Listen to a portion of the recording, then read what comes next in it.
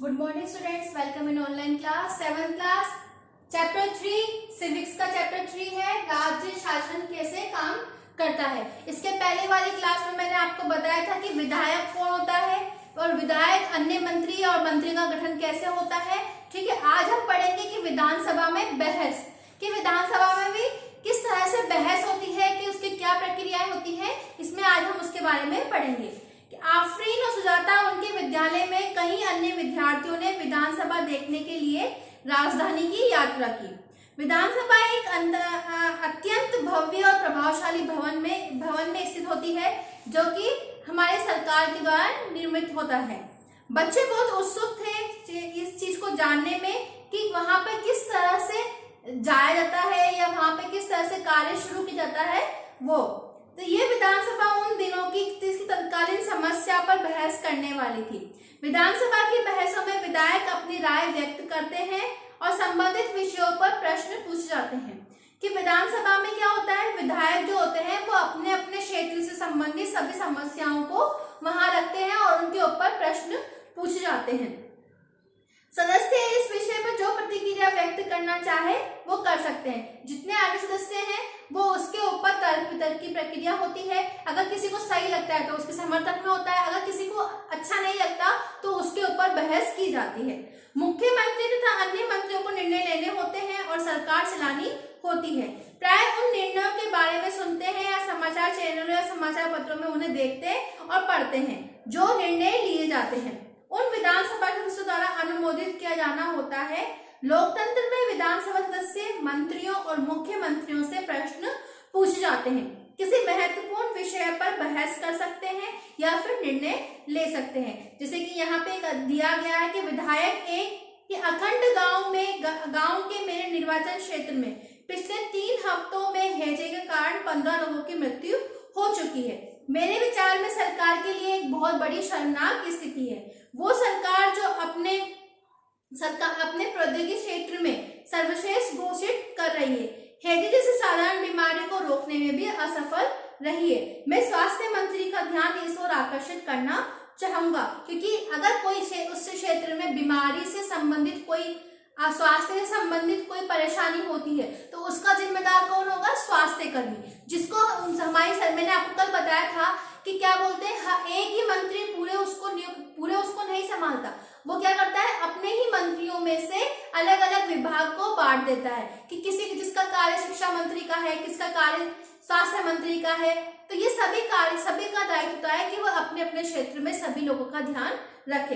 तो सेकंड विधायक बोलता है, मेरा प्रश्न ये सरकारी अस्पतालों की दशा इतनी खराब क्यों है?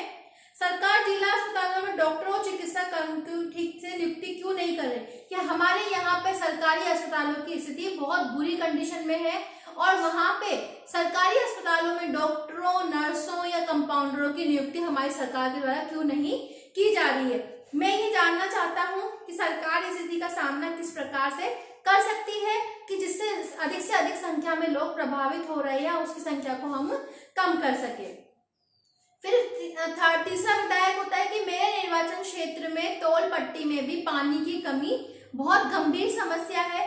औरतों को पानी लाने के लिए 3-4 किलोमीटर तक चलना पड़ता है। मैं जानना चाहूंगा कि पानी पहुंचाने के लिए कितने टैंकरों का काम लगाया गया है, कितने कुओं तालाबों सफाई करवा के उनके संक्रमण मुक्त किया गया है। कि वो तीसरा विधायक बोलता है कि मेरे क्षेत्र में पानी की बहुत बड़ी समस्या उत्पन्न हो रही है और लोगों को उससे बहुत बड़ी समस्या हो रही है कि वो बहुत दूर दूर तक उनको पानी लेने की। तो इससे रिलेटेड जो मंत्री हैं वो इस क्षेत्र में क्या काम कर रहे हैं या सरकार के द्वारा इसके क्या प्रयास किए जा रहे हैं। फिर फोर्थ विधायक बोलता है, मुझे लगता है कि मेरे साथी समस्या को बड़ा चढ़ाकर बता रहे हैं। सरकार ने स्थिति को नियंत्रण में लाने के लिए कदम उठाए हैं, पानी के टैंकरों को काम में लगा दिया है, ORS के पैकेट बांटे जा रहे हैं और सरकार लोगों की मदद के लिए भरसक प्रयास भी कर रही है। जब फोर्थ विधायक है वो उन तीनों विधायकों को काटते हुए ये बात बोल रहा है कि ये जो विधायक है ये अपनी बात को बहुत बड़ा चढ़ाकर यहाँ पर प्रस्तुत कर रहे हैं कि सरकार के द्वारा समय समय पर जनता के लिए प्रयास किए जा रहे हैं, उनको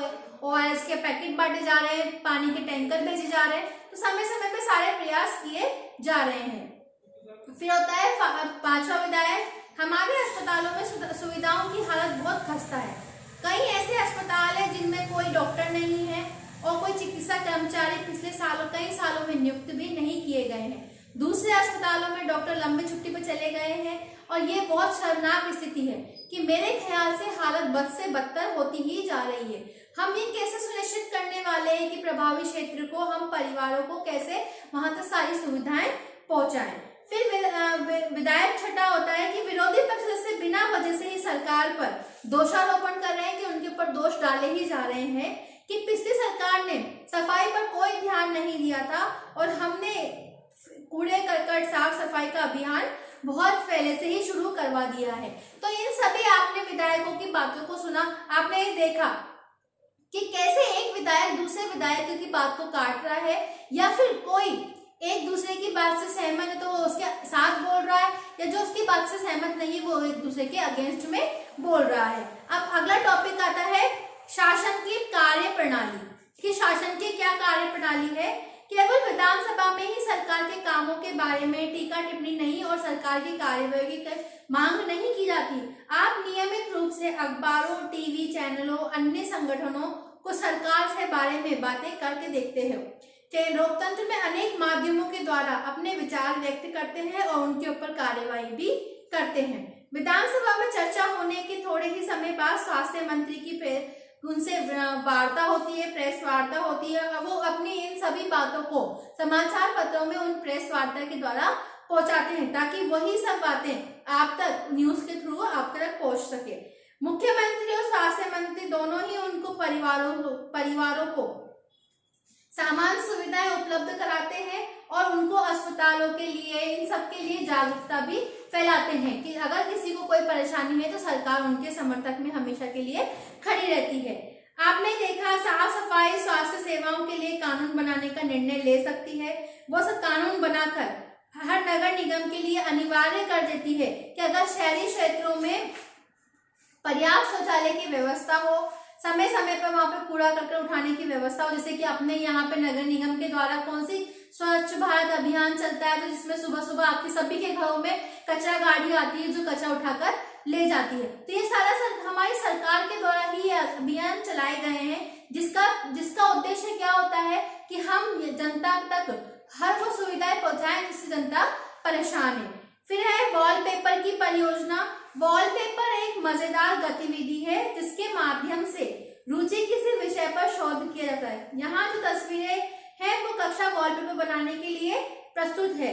कि वॉलपेपर क्या होता है कि समय समय जैसे कि बहुत सारी बातें ऐसी होती है जिनको हम चित्र के द्वारा या दीवारों पे उनको बड़े बड़े, जैसे कि आप देखते हो कहीं जाते हो तो बड़े बड़े वॉलपेपर्स लगे होते हैं, बड़े बड़े लिखावट के तौर पर लिखा होता है, तो एकदम से हमारा ध्यान क्या है उसकी ओर आकर्षित होता है। तो हम जो चीजों से अनभिज्ञ हैं, जिन चीजों को हम नहीं जानते, तो उनके द्वारा हम उन चीजों को जानते हैं। और बहुत बड़ी समस्याएं जो आज हमारे समाज में चल रही, जैसे कि कोरोना वायरस चल रहा है अभी, तो हर जगह जगह पे इसके बचाने के उपाय लिखे हुए हैं कि मास्क पहनिए, सैनिटाइजर का यूज कीजिए, 6 फीट की दूरी बना के रखिए। तो ये सब चीजें क्या है आप लोगों तक पहुंचाने के लिए उसके माध्यमों को ढूंढा जाता है और लोगों को उसके प्रति जागरूक बनाया जाता है। ठीक है, आप सबको ये चैप्टर समझ में आ गया होगा।